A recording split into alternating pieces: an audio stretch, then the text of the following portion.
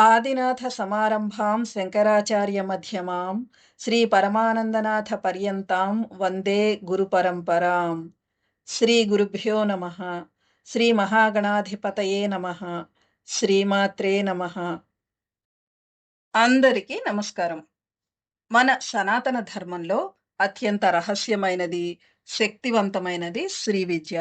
ఆ జగన్మాత తత్వాన్ని, శ్రీవిద్యలోని గూఢమైన అర్థాలను మనకు ఎంతో సరళంగా బోధించిన మన గురువులు, ప్రముఖ శ్రీవిద్యోపాసకులు శ్రీ క్రోవి పార్థసారథి గారి దివ్య ఆశీస్సులతో ఈ వీడియోలో మనం శ్రీవిద్య అంటే ఏమిటో తెలుసుకుందాం. దేవతలు కోరికలు తీర్చగలరు, కానీ మోక్షాన్ని ఎందుకు ఇవ్వలేరు? బ్రహ్మదేవుడు సైతము చావులేని వరం ఇవ్వలేనని ఎందుకు చెప్పాడు? అసలు ఈ సృష్టికి మూలమైన ఆ త్రిశక్తులు ఎవరి నుంచి ఉద్భవించారు? ముగురమ్మల మూలపుటమ్మ అని మనం ఎవరిని పిలుస్తాం? ఆ జగన్మాత కొలువై ఉన్న మణిద్వీప రహస్యాలు ఏమిటి? వీటన్నింటికీ సమాధానమే శ్రీవిద్య. ఈరోజు మనం ఆ తల్లి వైభవాన్ని, శ్రీవిద్య విశిష్టతను చర్చించుకుందాం. శ్రీవిద్య కేవలము ఒక మంత్రం కాదు. అది సమస్త సృష్టికి మూలము. నిర్గుణ పరబ్రహ్మమైన శివుడు బిందు రూపం నుండి త్రికోణ రూపిణి అయిన శక్తిని ఎలా వెలికి తీశారు? త్రికోణే బైందవం శ్లిష్టం అంటే ఏమిటి? ముగురమ్మల మూలపుటమ్మగా ఇటు ఇహలోక సుఖాలను, అటు పరలోక మోక్షాన్ని అమ్మవారు ఎలా ప్రసాదిస్తుంది? దైవాన్ని ప్రసన్నం చేసుకోవడానికి ఉపయోగించే మంత్రానికి, విద్యకు ఉన్న వ్యత్యాసం ఏమిటో, 9 ఉపనిషత్తులు అమ్మవారి గురించి ఏం చెప్పాయో, గురువు గారి మార్గదర్శకత్వంలో ఈ వీడియో ద్వారా సవివరంగా తెలుసుకునే ప్రయత్నం చేద్దాం. నిరాకారుడు, నిర్గుణ స్వరూపుడైన పరబ్రహ్మ స్వరూపమే పరమేశ్వరి. సృష్టికి పూర్వము పరమేశ్వరుడు బిందు రూపంలో ఉండేవాడు. తనలో కలిసిపోయి ఉన్న జీవుల కర్మలను పోగొట్టి వారికి మోక్షం ఇవ్వాలి అనే కోరికతో సృష్టి చేయాలి అని ఆయన సంకల్పించాడు.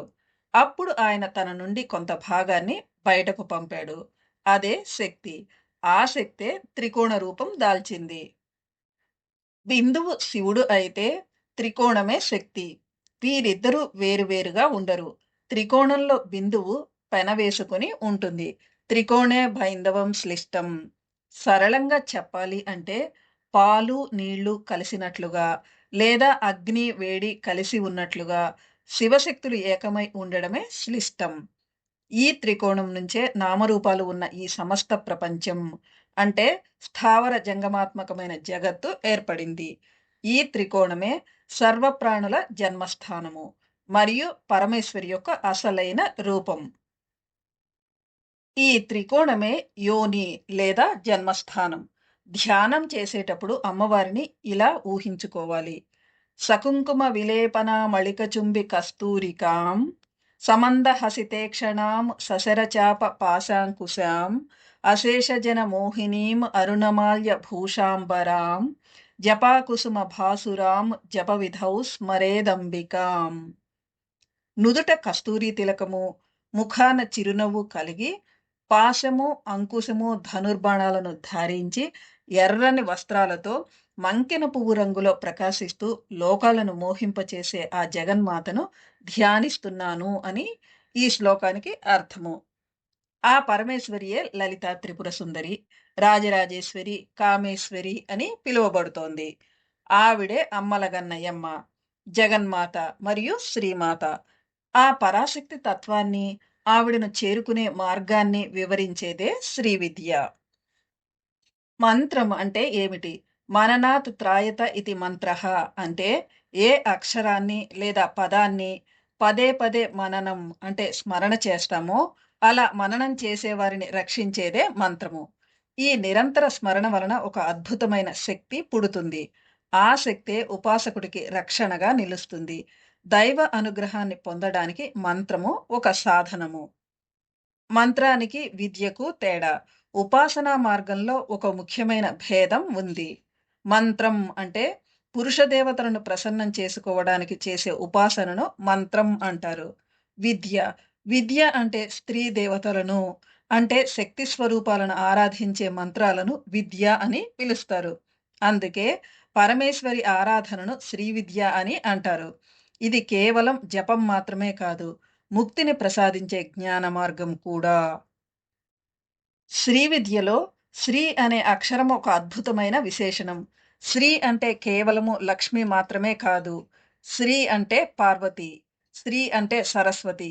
ఈ సృష్టికి మూలమైన మహాకాళి, మహాలక్ష్మి, మహాసరస్వతి అనే త్రిశక్తుల స్వరూపమే ఆ శ్రీ.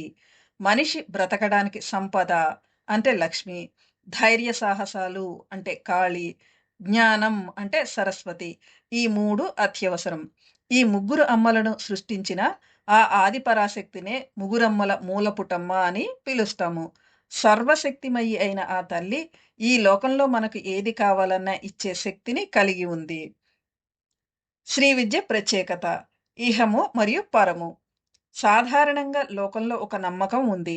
భోగభాగ్యాలు కావాలంటే ఆధ్యాత్మికతను వదలాలి అని, మోక్షం కావాలి అంటే ప్రాపంచిక సుఖాలను వదులుకోవాలని అంటారు.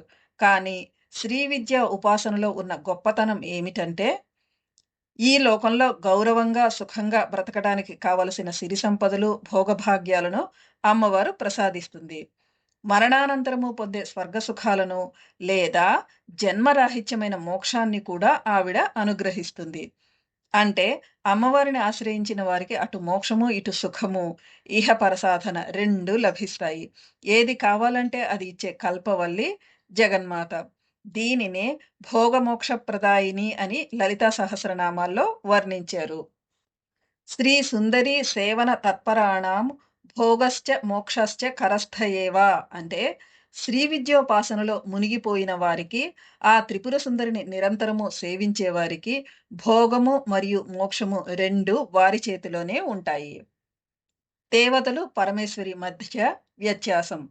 సాధారణంగా మనం పూజించే దేవతలు కోరికలను తీర్చగలరు. కానీ మోక్షాన్ని లేదా శాశ్వతత్వాన్ని ప్రసాదించలేరు. దీనికి కారణం చాలా సరళమైనది. మన దగ్గర లేని వస్తువును మనం ఇతరులకు ఇవ్వలేము కదా! అలాగే బ్రహ్మదేవుడు కూడా కల్పాంతంలో పరబ్రహ్మలో లీనమైపోవాల్సిందే. ఆయనకే శాశ్వతత్వం లేదు కాబట్టే హిరణ్యకశిపుడు వంటి రాక్షసులు చావులేని వరం అడిగినప్పుడు ఆయన నా వల్ల కాదు అని నిష్కర్షగా చెప్పారు. శ్రీ విద్య ప్రత్యేకత. మనం ఏ దేవతను ఉపాసిస్తే ఆ దేవతా లక్షణాలు మనకు వస్తాయి. సాకార దేవతలను సాకార దేవతలు అంటే రూపం ఉన్నవారు. వారిని ఆరాధిస్తే ఆ రూపానికి సంబంధించిన ఫలితాలు లభిస్తాయి. కానీ నిరాకార పరమేశ్వరిని ఉపాసిస్తే ఆమెకు ఉన్న మోక్ష గుణం మనకు వస్తుంది. ఏదైనా ఇచ్చే సమర్థత ఒక్క ఆ తల్లికే ఉంది. అందుకే ఆమెను ప్రసన్నం చేసుకోవడానికి అనుసరించే మంత్ర, యంత్ర, తంత్రాల సముదాయాన్నే శ్రీ విద్య అంటారు. శ్రీ విద్యను వివరించే ఉపనిషత్తులు. పరమేశ్వరి తత్వాన్ని, ఆవిడను ఆరాధించే పద్ధతులను 9 ముఖ్యమైన ఉపనిషత్తులు వివరిస్తున్నాయి.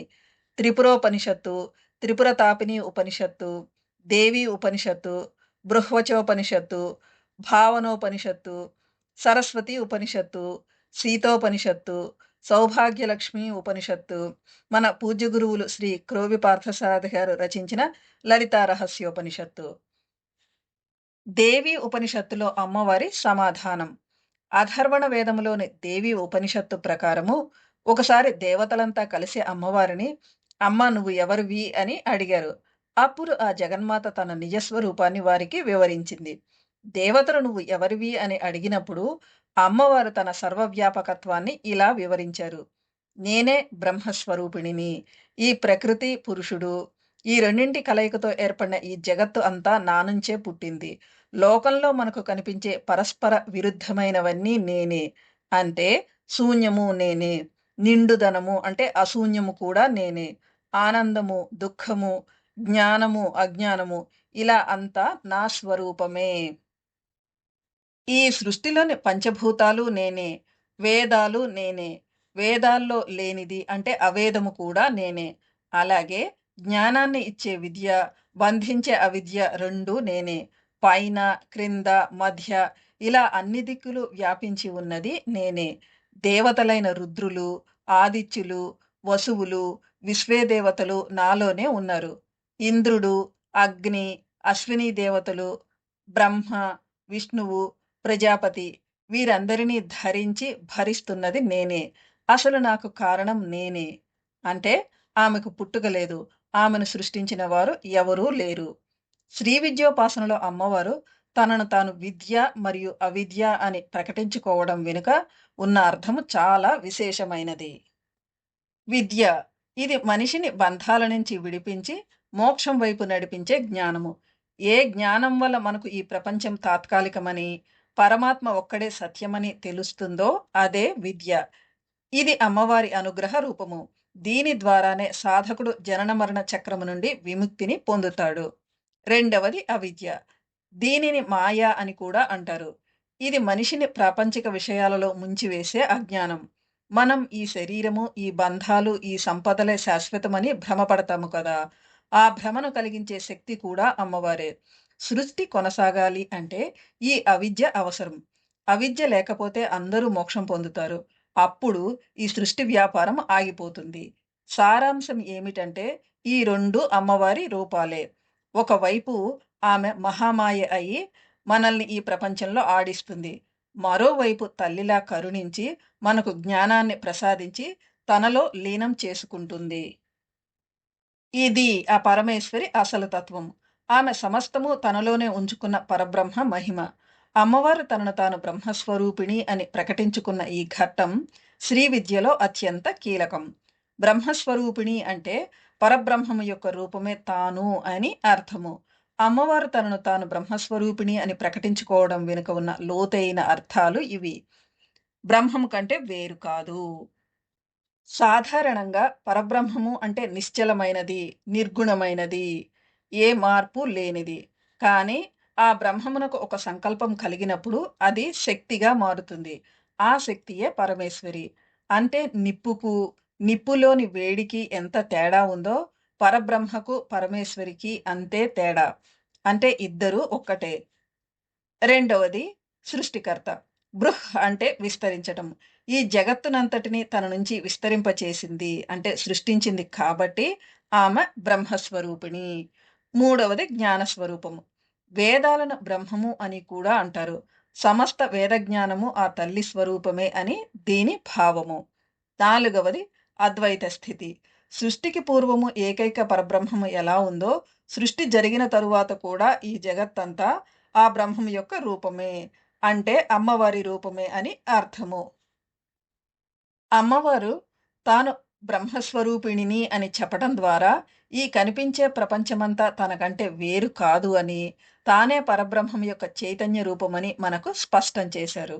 పురాణ గాథ ప్రకారము తారకాసురుడనే రాక్షసుడిని సంహరించే మార్గం కోసం దేవతలంతా హిమవంతుని చెంతకు చేరి ఆ జగన్మాతను శరణు వేడారు. వారి తపస్సుకు మెచ్చి చైత్ర శుద్ధ నవమి శుక్రవారం నాడు ఆ తల్లి వారికి సాక్షాత్కరించింది. ఆ సమయంలో అమ్మవారి దివ్యమంగళ స్వరూపము ఎలా ఉంది అంటే, అమ్మవారి స్వరూపము కోటి సూర్యుల ప్రకాశంతో వెలిగిపోతోంది. అంటే కోటి సూర్య ప్రతీకాశం. అయితే ఆ కాంతి సూర్యుడిలా వేడినిచ్చేది కాదు. కోటి చంద్రుల చల్లదనాన్ని ఇచ్చేది. అంటే చంద్రకోటి సుశీతలం. కోటి మెరుపులు ఒక్కసారిగా మెరిస్తే ఎంతటి కాంతి ఉంటుందో, అంతటి కాంతితో ఎర్రని వర్ణంలో ఆ మహాజ్యోతి ప్రకాశిస్తోంది. ఆ పరమేశ్వరి తత్వానికి ఒక ఆకారం అంటూ లేదు. ఆమెకు పైన, కింద, మధ్య అనే తేడాలు లేవు.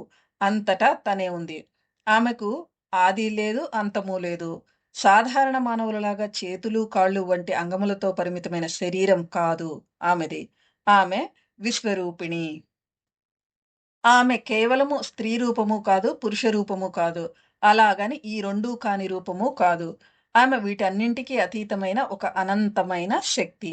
అంటే దేవతలకు కనిపించిన ఆ రూపం వారు ధ్యానించటానికి వీలుగా అమ్మవారు తీసుకున్న ఒక దివ్య రూపమే తప్ప, నిజానికి ఆవిడ సర్వవ్యాప్తమైన పరబ్రహ్మ జ్యోతి అని దీని అంతరార్థము. ఆ మహా తేజస్సును చూడలేక దేవతలు కళ్ళు మూసుకుని, తల్లి నీ ఈ అఖండ జ్యోతి స్వరూపాన్ని తట్టుకునే శక్తి మాకు లేదు. మాకు అర్థమయ్యేలా, మేము ఆరాధించగలిగేలా ఒక సుందర రూపంతో దర్శనమివ్వు అని ప్రార్థించారు. వారి ప్రార్థన మన్నించిన ఆ పరాశక్తి అప్పుడు నిత్య యవ్వనంతో వెలిగిపోయే ఒక అందమైన కన్యగా 4 చేతులతో ప్రత్యక్షమైంది.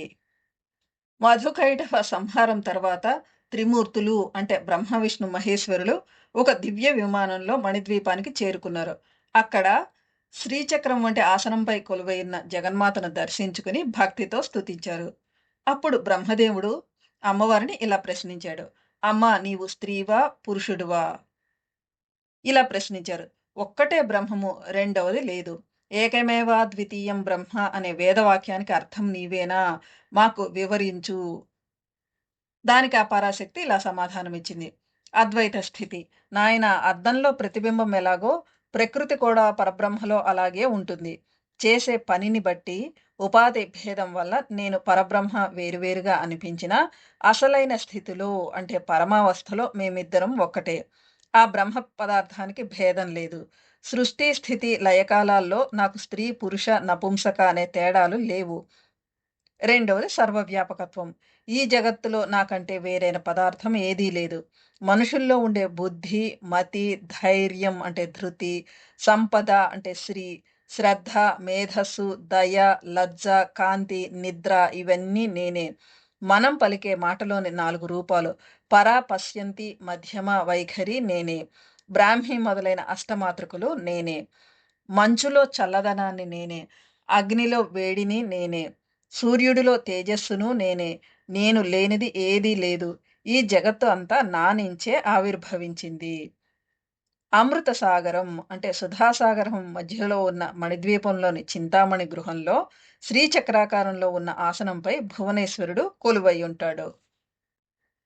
ఆ భువనేశ్వరుని ఎడమ తొడపై అంటే వామాంకము మీద సకల ఆభరణాలతో అలంకరించుకున్న శ్రీ భువనేశ్వరి కూర్చుని ఉంటుంది. ఆమె నవరత్నాలతో పొదిగిన నగలు, మొలనూలు అంటే కాంచీదామము, వైడూర్యాలతో కూడిన భుజకీర్తులు ధరించి మేలిమి బంగారం లాంటి శరీర ఛాయతో ప్రకాశిస్తూ ఉంటుంది. ఆవిడయే పరమేశ్వరి. ఆ తల్లిని ఎలా పూజించాలి, ఎలా ధ్యానించాలి అని వివరించే మంత్ర యంత్ర తంత్రశాస్త్రమే శ్రీ విద్య.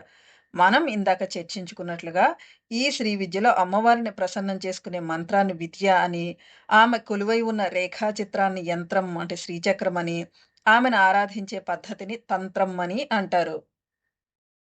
ఆ పరమేశ్వరి తత్వమే శ్రీ విద్య. కేవలము భౌతికమైన సుఖాలే కాదు, మనిషికి అంతిమంగా కావలసిన మోక్షాన్ని కూడా ప్రసాదించే కల్పవల్లి ఆ తల్లి. శ్రీ సుందరి సేవన తత్పరాణం భోగశ్చ మోక్షశ్చ కరస్థ ఏవ అన్నట్లుగా ఆ దేవిని ఆశ్రయించిన వారికి లోటు అనేది ఉండదు. శ్రీ విద్యలోని ఇటువంటి లోతైన మర్మాలను మనకు అందించిన పూజ్య గురువులు శ్రీ క్రోవి పార్థసారథి గారికి మరొకసారి వినమ్రపూర్వక కృతజ్ఞతలు తెలుపుకుంటున్నాను. ఆ జగన్మాత అనుగ్రహము, గురువుల ఆశీస్సులు మనందరిపై ఉండాలని కోరుకుంటూ స్వస్తి. శ్రీమాత్రే నమః.